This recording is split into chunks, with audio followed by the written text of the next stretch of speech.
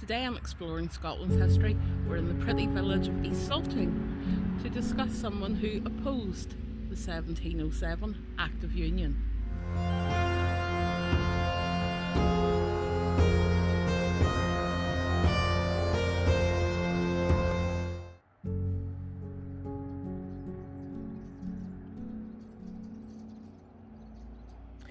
The church itself is more than likely the work of Robert Byrne, as he had a hand in the architecture of the manse.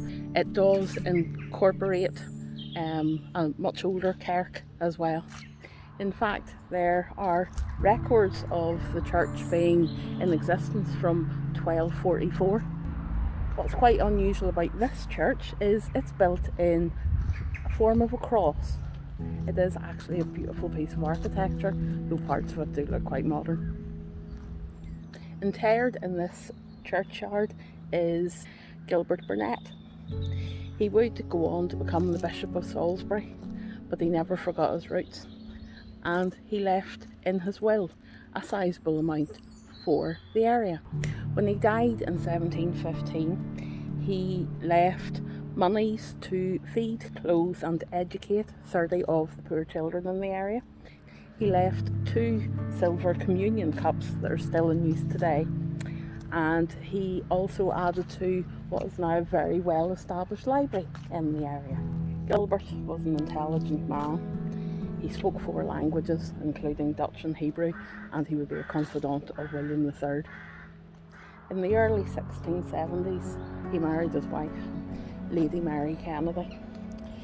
She was a bit upper class compared to him, and she had a few years on him, so they kept it a secret for a short while. But Gilbert wasn't after the money. He actually had entered into one of the first prenuptial agreements. There's the church bell. They were together until her untimely death. He then had several children to a few other wives, yet lots of plurals after Madam Kennedy. Also in this church there are a lot of Fletcher graves, and one memorial in particular is Andrew Fletcher. His story really starts in 1678. He was elected as the Commissioner for Supply for Haddingtonshire in the old Scots Parliament. On his first day, he made his presence very much known. He brought his brother to the first session and ended up thrown in the toll booth for his efforts. Though he did point out that other people had various others with them. For instance, the Duke of Lauderdale was allowed his servants in the meeting. Fletcher would go on to oppose Lauderdale's policy of a standing army in Scotland. Lauderdale responded by posting soldiers to Saltoun. Fletcher went into exile in 1683, accused of inciting insurrection due to his opposition to the crown. He fled to Pants in Holland, where he would join ranks with the Duke of Monmouth. The Duke and his army, including Andrew, landed in England for an invasion. On his return to England, things didn't go well either. He had an argument with the paymaster general over a horse, and he shot the guy dead, so it was time to turn Turk again. This time his shelter would be Spain. In his absence he was accused of high treason, to which the punishment is death, and to top it all his lands were forfeited to the crown. Andrew stayed abroad. He fought the Turks in Hungary, and he met his old tutor Burnet, also in exile. Andrew and Burnet, when James II pardoned all enemies, became confidants of William, Prince of Orange. In 1690 the treason charge was thrown out, and he returned to his lands in Saltoun. Andrew invested £1,000 of his own money into the Darien scheme. He was also elected back into Parliament in 1703 as part of the Nationalist Party. He did advocate for a limitation to the powers of the throne. He didn't wholly disagree with the Union, though he did feel that Scotland should have a certain amount of autonomy. When the Union of the Parliaments went through, in 1707 he left politics and focused on farming improvements. He assisted with the Saltoun mill set up in 1712, which helped to produce pot barley more efficiently. The practices that he was using were things that he had learnt about and watched in Holland, and things that were usually secrets and kept behind closed doors. He also encouraged one James Meikle and his very own sister-in-law to do a wee bit of industrial espionage by heading over to Holland to find out more about their processing. The secret of how to produce a fine weave of linen was brought back from Holland, and the bleach fields began. The bleach fields basically were where the raw product would be bleached before processing.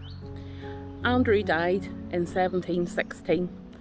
He died a true Scottish patriot in my eyes, and he is buried in the vault underneath the church with his family members.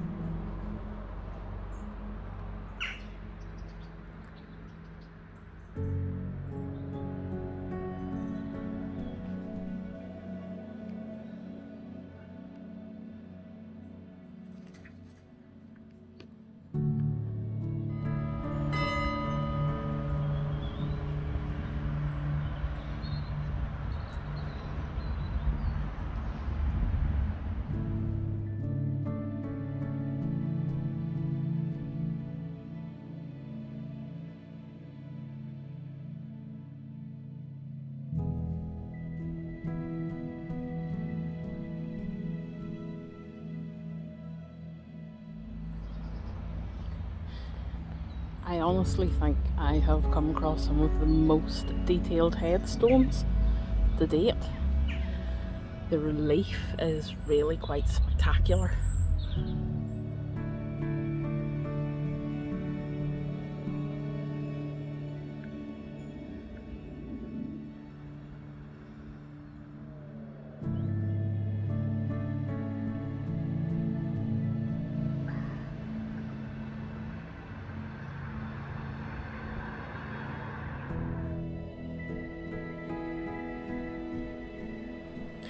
This stunning fountain in the centre of Saltoun is a memorial to John Fletcher, who lived from 1827 to 1903. It's constructed of Portland stone and sports the Fletcher coat of arms and 3 stunning angels back to back on the top.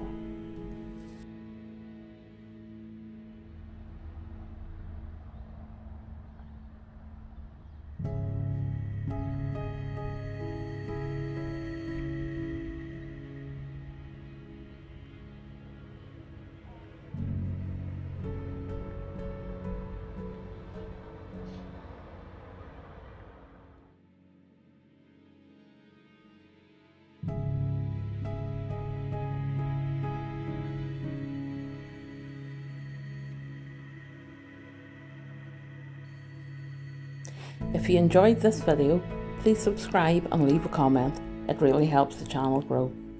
Can I take this opportunity to thank every individual who supports the channel via the Ko-fi page.